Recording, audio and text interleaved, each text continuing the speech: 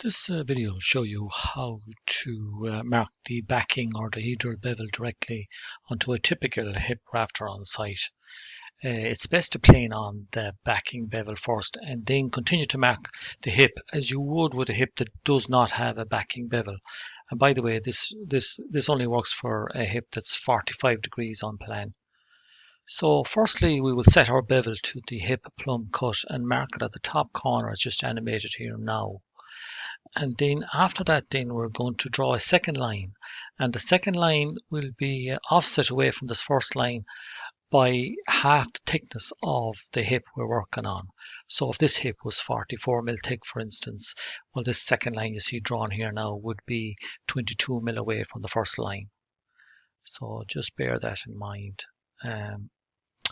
Then after that, then where the second line met the top edge of the hip there, draw a line square off it to hit the first line you drew, and where that junction is created, which I've circled there, then draw a line then parallel to the top edge of your hip rafter, and then draw a center line, which is a broken line I've just drawn there. So the portion of timber between those two blue lines, shall we say, that's the proportion on this side that's going to be removed. And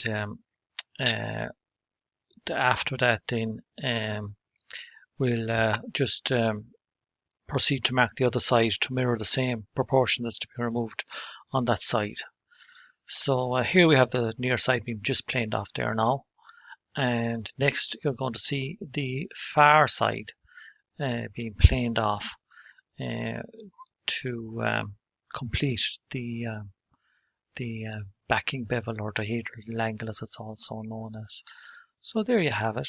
So just remember, as stated at the beginning of this video, it's best to plane on the backing bevel first and then continue to mark the hip as you would with a typical hip that does not have a backing bevel.